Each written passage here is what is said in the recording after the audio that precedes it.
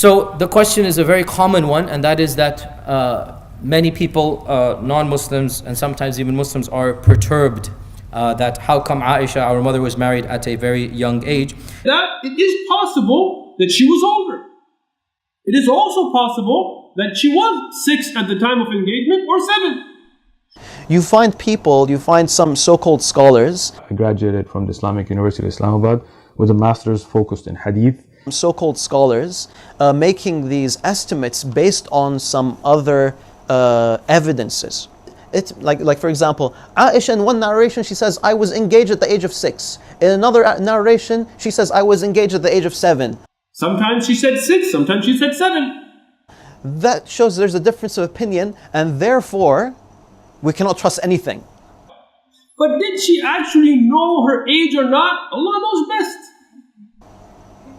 So that's what they say, that's what they do. Subhanallah. And they bring the weakest of evidences to prove to prove that she was 18. So for example, they'd say that Asma bint Abu Bakr, who's the sister of Aisha, was 10 years older than Aisha. Asma, the older sister of Aisha radiallahu anha, she was 10 years older than Aisha radiallahu anha. Okay. And that she was 100 years old when she passed away in the year 73 after Hijrah. At the time of death, she was 100 years of age. Prove that Asma was 100 years old. Can you find Asma saying, I was 100 years old in this year, which I'm about to die in? You can't find something like that. It's based on a historian's logical guess, a guess.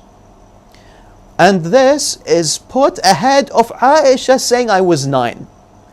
In multiple sources, according to multiple eyewitnesses. Subhanallah. Yes?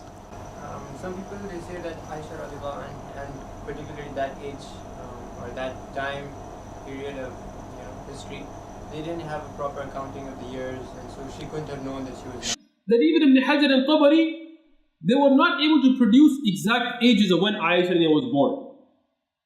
Now it's very important to understand why. The Arab had no calendar. Even today, even though we have calendars today, I mean every country has a calendar. Right? There's no country now that doesn't have a calendar. But even today, those of you born in other countries, if you ask your grandmother, how old are you? She'll tell you, well, I don't really know. She couldn't. Okay, so would Aisha? Okay, so the question was, they didn't have proper years or ways of counting the years. The Arab had no calendar. Well, first of all, they did. They could count the years, and there is a lot of documentation of years at the time. So first of all, that's not factual. Would Aisha make a 9-year mistake? So that's just that. That's the answer to that. Would she make a 9-year mistake? She didn't know what her age was. And by the way, that's not the opinion. That is not the opinion of people who disagree with us. They don't say that Aisha did not know her age. They don't say that. So she might not have known her own age. They say that, the narrators made mistakes. There is no weak narrator. There is no ilal in the wording. There's no grammatical errors. There's no iqlab in it. We say the hadith is sahih. Aisha radiallahu anha said this, no doubt. But did she actually know her age or not? Allah knows best. I'm not discussing this to apologize for anything.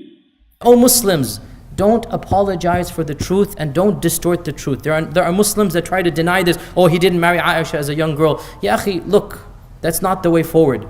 We don't lie for the sake of our religion. Astaghfirullah. We're not going to cover up the truth if people find it embarrassing. This is the reality. Deal with it. To be honest, mutawatir. To be honest, it's mutawatir evidence. Her saying, I was 9 years old. Our Prophet ﷺ married a young girl. And we are proud of this. And we're proud of that.